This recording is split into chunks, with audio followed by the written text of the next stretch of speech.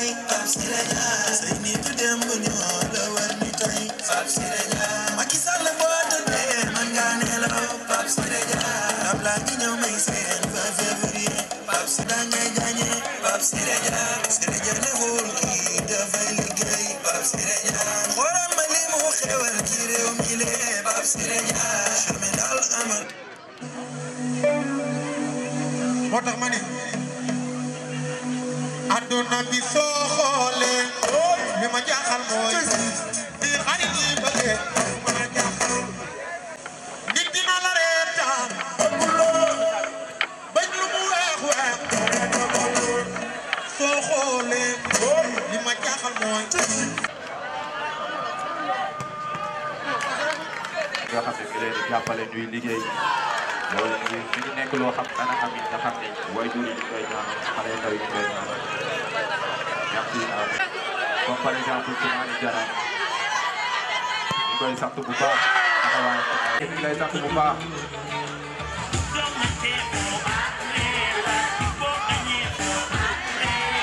Pape Diop Labo ñu koy sant bu baax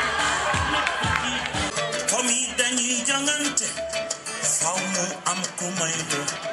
jaaru la defante di xaste ka dóor ci lépp nag ci jikkoom ci sur le plan du sport sur le plan intellectuel vraiment royuwaar la royuwaay la moo taxit juumu leen ngeen jël ko jox ko honneur boobu ngeen ko jox président Abdoulaye Dièye nag kontaan na ci cër bi ngeen ko jox ndax daanaka bi ngeen fa ñëwee waxtaan ak man ça doit faire 48 heures ou 72 heures maximum donc wone ni yéen joxu leen ko ko parce que da ngeen xaar dara ci moom joxu leen ko ko parce que da ngeen soxla xaalis mais da ngeen ne kat nit la koo xam ni ah seqoon ngeen démb tey soog a ñëw ndax li ngeen koy wax ni sax moom fàtte woon na ko il y a 3 ans ci ginnaaw bi muy soog a dugg ci politique comme ni ngeen ko rappelé sànq si la coordination des élèves étudiants de DVS ñëw foofu seet si ko ne dañu bëgg organiser benn cérémonie de remise de prix pour les meilleurs élèves de DVF donc moom mu rafetlu ko biñ ko ko waxee rek daf ne non lii éducation la y a pas à discuter il faut les accompagner donc muy wone moom ngëm-ngëm bi mu am ci jeunesse bi di wone ngëm-ngëm bi mu am ci njàngu xale yi di wone ngëm-ngëm bi mu am ci espoir parce que jeunesse mooy espoir donc looloo taxoon bu gisee ay xale yoo xam ne yu mel ni yéen jël initiative bu mel noonu mu ne kat da leen di accompagner yéen it ngeen doon ñoo xamee ni que ñu neex a jàppale ngeen ndax vraiment bi ngeen ñëwee ne kat ah président Ablaye kat defaloon nañu teraanga dañ ko bëgg a delloo njukkal nañu fexe kat ba mu ñëw ci final bi vraiment moom it bi ñu ko ko waxee mu rafetlu ko bàyyi activité yëpp jóge Dakar spécialement pour ñëw ci manifestation bi wane ni manifestation bi kat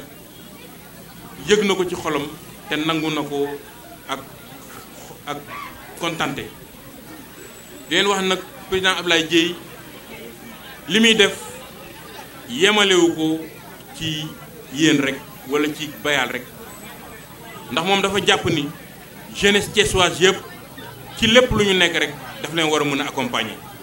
rawatina gox bii nga xam ne fi la dëkk ndax bayal Aiglon Malamine Senghor Balabé yëpp benn koñ la TVF la te yéen comprendre ngeen loolu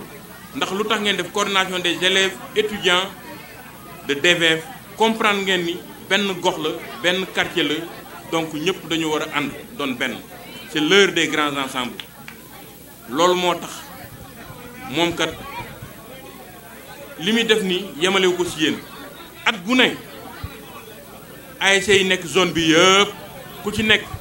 dina la woo jox la jeu de maillot jox la bal jox la enveloppe accompagner la ndax dafa xam ci li yor ASC ni mu méttee ndax moom il a été dirigeant de l'ASC Bayal il a été secrétaire général pendant des années de l'ASC Bayal ndax xam na coono bi ASC yi daj ci dirigeant ASC di daj ndax ASC ku ci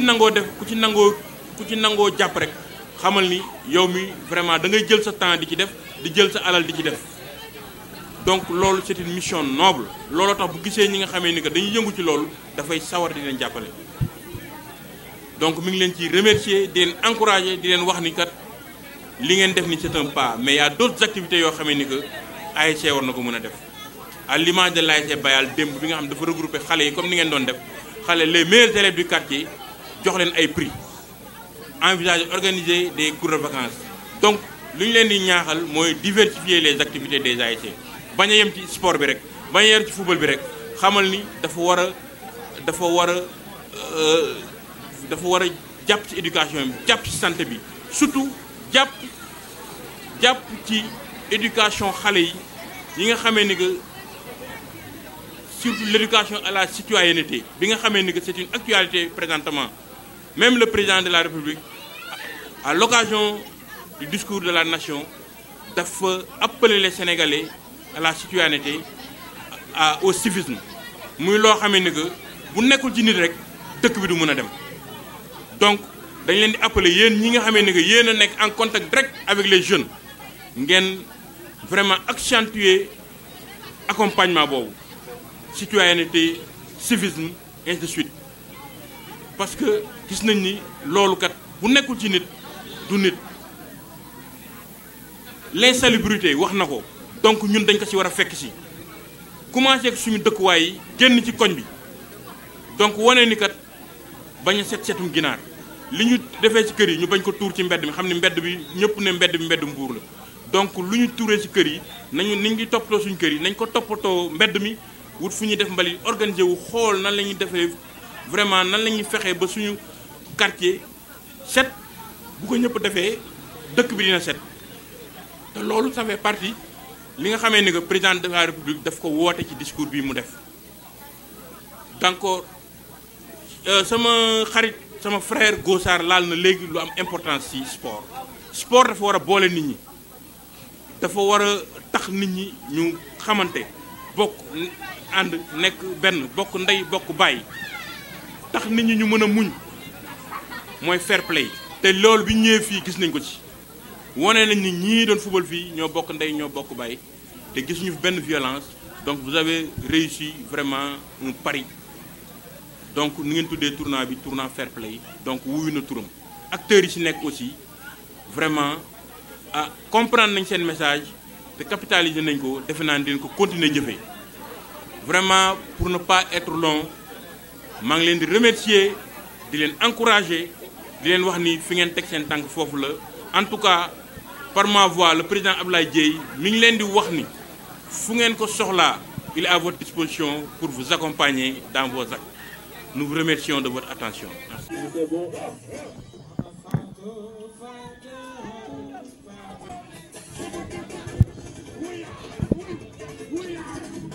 En fait tournoi bi dañ ko organiser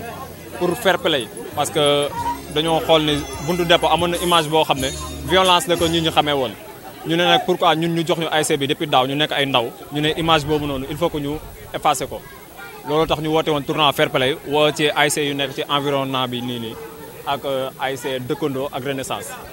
looloo taxoon ñu woote tournoi bi ñu jël nag monsieur Abdoulaye Dièye comme parrain uniquement parce que ñun dañoo am benn coordination ñu tuddee ko la coordination des élèves et étudiants de DVF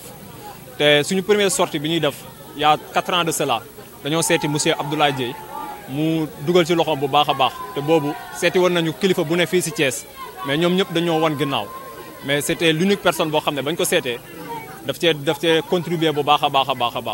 ba pare ñëw ak une forte délégation ñëw taxawuñu ba ñu am tey gëdd ba suñu waa koñ bi wóoluñu jël ASC bi ne ñun nañ ko jox xale étudiants yi nga xam ne ñoo ngi doxal coordination bi bu baax ci koñ bi parce que dañuy jël ay prime ay lot di distinguer les meilleurs élèves ci zone bi ñu leen koy jox te loolu gëdd boobu bu ñu ko amee c'est grâce à monsieur Abdoulaye Dièye. alors tey lan moo doon woote bi appel bi c'est juste pour unifier ñu wane ni benn lañu muy Espérance muy Buntu Dépôt muy Aiglon muy Bayal ñun ñëpp benn lañu pourquoi pas ñu boole suñu ay doole wane ne sport moom foo la rek ak fair play looloo doon bii bi moo doon woote. Omar maa ngi leen di sant bu baax di leen gërëm di leen remercier donc tey je pense que ni mbégte la si ñun ñëw teew fii si invitation bi nga xamante ni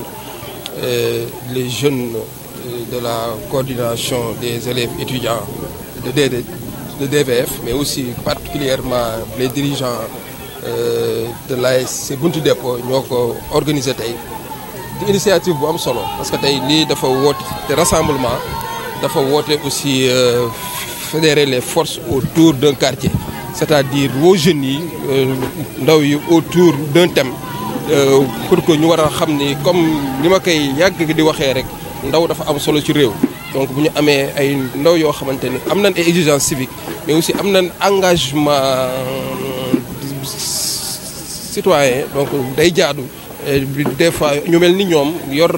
ay association di leen dajale di leen rappeler lan mooy seen rôle parce que tey ce qui est important mooy que ku si nekk rek wàllu ba nga nekk da nga war a constitué par un citoyen modèle et aussi un citoyen moom modèle mooy ki nga xamante ni à chaque fois day xool rek lu mu mën na defar réewam donc tey vraiment ce sont des jeunes à féliciter ay jeunes yoo xamante ni ñu jar a encouragé lañ parce que seen pas bi ñu njëkk a teg mooy pas wu participer à l'éducation faire la promotion de l'éducation moo tax ba ñu koy wax dañoo am benn réponse spontanée c'est-à-dire c'est benn réaction boo xamante ni ñun si loolu lañuy yëngu parce que ñu ngi dajale les meilleurs élèves de leur quartier surtout DVF di leen jox ay prix donc cela montre que ñoom dañoo am benn engagement boo xam te am nañ ko pour participer au développement de la zone DVF donc vraiment ñu ngi leen di remercier di leen féliciter di xam ni rek réew mi tey daw ñu ñoo ko war a doxal donc je pense que le président Macky Sall si quinquennat bii di ñëw il place la jeunesse au cœur de ses préoccupations donc tey moo tax il faut une jeunesse saine une jeunesse pure mais aussi une jeunesse boo xamante ni comme ni ma koy waxee rek am na engagement citoyen mais aussi am benn patriotisme boo xamante ni da ngay bëgg sa réew donc li ngeen def vraiment kontaan nañ si donc di xam ni rek ñun fu ñu toll ñu ngi seen gannaaw fépp fu ngeen ñu woo dinañ fa ñëw taxaw parce que ñun Thiès moom moo ñu ñor participer si développement Thiès si wàllu éducation mais aussi si wàllu sport donc tey li ngeen def dajale les quartiers environnants pour ñu def ay match tournoi de football c'est pour wan leen lan mooy fair play donc sànq sama coordonnateur wax na ko donc tey lii dafa war a boole jeunes yi ñu xam ba ni sport xuloo du xiiroo du ngaayoo donc tey vraiment thème bi ngeen fi développé thème acte citoyen la donc ñu ngi leen si remercier di leen féliciter mais aussi di leen encourager li ngeen nekk nii mu gën a sax ndax tey taxawaay bi ndaw ñi la taxawaay bi c'est l'avenir de demain et vous êtes l'avenir de demain donc encore une fois de plus ñu ngi leen di sant bu baax di leen gërëm di leen remercier